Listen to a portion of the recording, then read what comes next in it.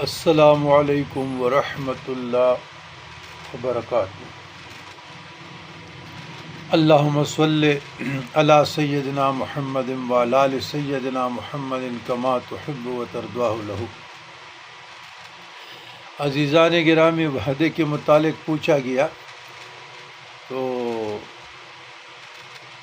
وعدہ قرآن مجید، فرقان حمید اور احادیث مطہرہ سے اور تعلیمات صوفیہ کرام بزرگان دین کی تعلیمات کی روشنی میں واضح ہے۔ بسم اللہ الرحمن الرحیم۔ وَأَوْفُوا بِالْعَهْدِ إِنَّ الْعَهْدَ كَانَ مَسْئُولًا۔ وعدہ کرو، وعدے کے متعلق روز قیامت پوچھا جائے گا۔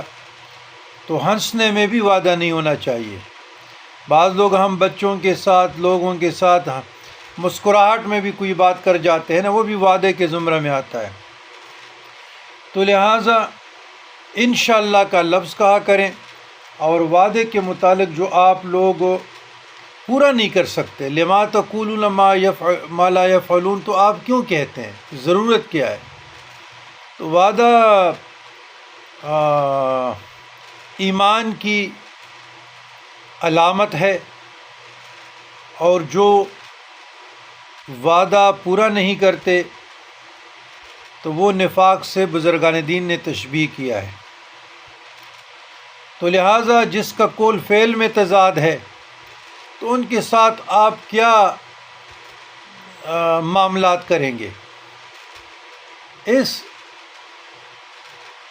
پہ بندہ مسلمان ہے اور اسی پہ بندہ کفر میں چلا جاتا ہے۔ شریعت ظاہر پہ دلالت کرتی ہے۔ تو انشاءاللہ ڈسکرپشن میں چھوٹا سا پوسٹ بھی آ جائے گا، قرآن اور سنت کی روشنی میں وہ بھی پڑھیے گا، اور اپنے ایمانوں کو یا اپنی ایمان کو تازہ کیجیے گا۔ تو کوشش کرے اپنے زندگی سے نا جھوٹ نکالے۔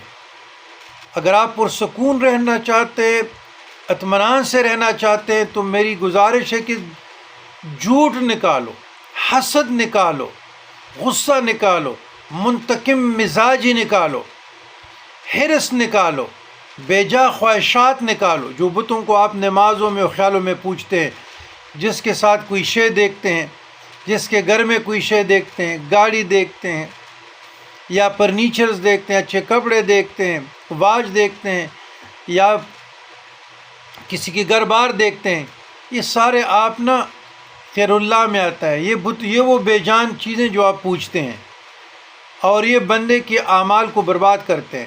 تو یہ اپنے وجود سے نکال